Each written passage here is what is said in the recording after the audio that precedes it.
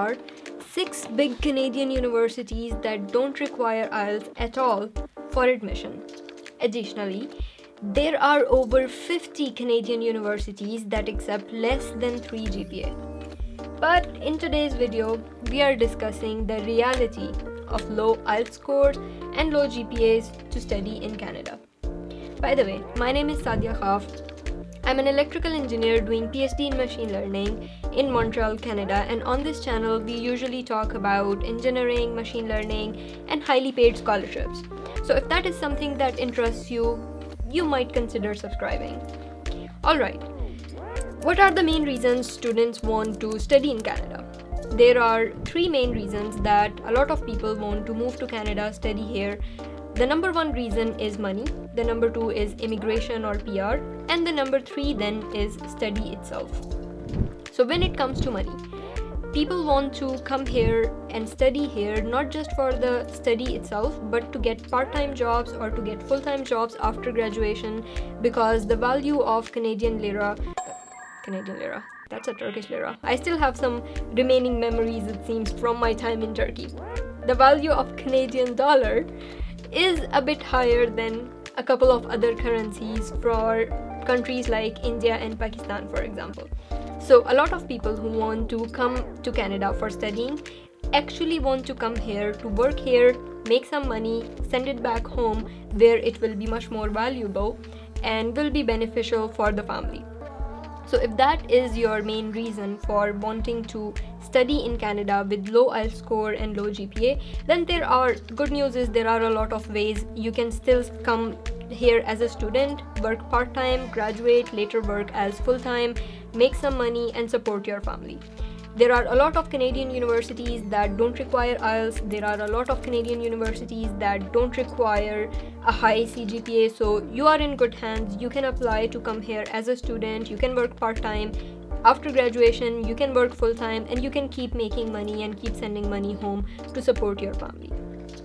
The second reason, which is for immigration and PR, is a little bit more tricky, because for immigration, you need some language scores. You need either IELTS or you need some French language proficiency tests or both. So basically, immigration needs certain points and language plays a huge part in it. So if you have English or French or both, you get a lot of points. I think a total of 50 points towards your immigration profile if you have these scores. And unfortunately, if you don't have a minimum of 7 band in the CLB, it's called CLB, Canadian Language Benchmark, then you don't get selected for immigration. So CLB 7 actually means a minimum of 6 in each of the bands in IELTS. So unfortunately, if your objective is immigration or PR, you need a minimum 6 band in IELTS General. The good news though is IELTS General is way easier than IELTS Academic. So with a little bit of preparation, with maybe 2 to 4 months preparation for IELTS, you can very easily get IELTS 6 band in each of these categories, the writing, speaking, everything. The other way you can go about it is to learn French. Maybe you're already in a francophone country where you know how to speak French. In that case, you can take 2 tests. One is called TEF, which is I think the Test d'évaluation de français, or the TCF, which is Test de connaissance du français. So these 2 tests give you some immigration points in your immigration profile. In that case, you don't need IELTS. Speaking French is enough if you want to immigrate to Quebec.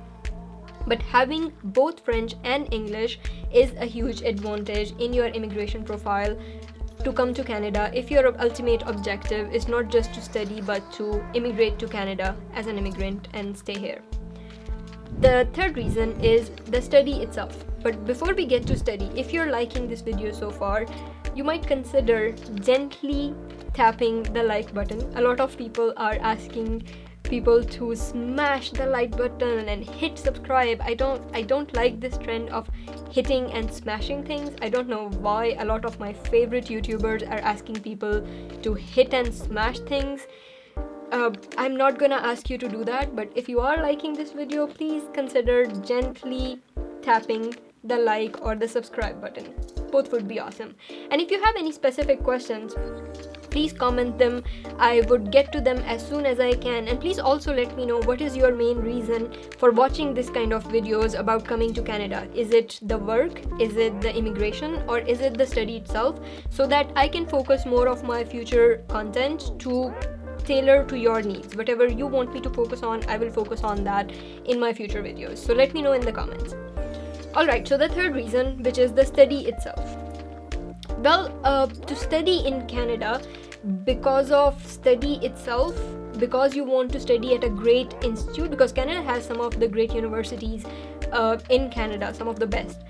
So to study in Canada and later work here, I think you're better off improving your English first, but it's not required, it's not necessary. There are 6 big Canadian universities that don't require IELTS. Those are University of Saskatchewan, University of Winnipeg, Brock University, University of Regina, Cambrian University, Memorial University of Newfoundland and Labrador. They don't require IELTS or any French language evaluation test at all. So if you don't have an IELTS score, you can still apply for admission at one of those universities and you can easily get in, and based on your profile, and you can study without an IELTS. If, however, GPA is your problem and you're thinking, okay, Canadian universities don't accept low GPAs and I'm doomed, I cannot study in Canada, that is not true. There are over 50 Canadian universities that accept less than 3 CGPA.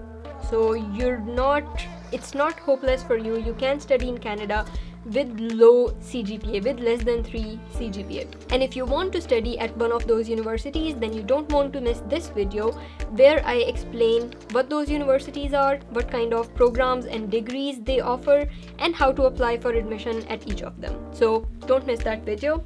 See you next time.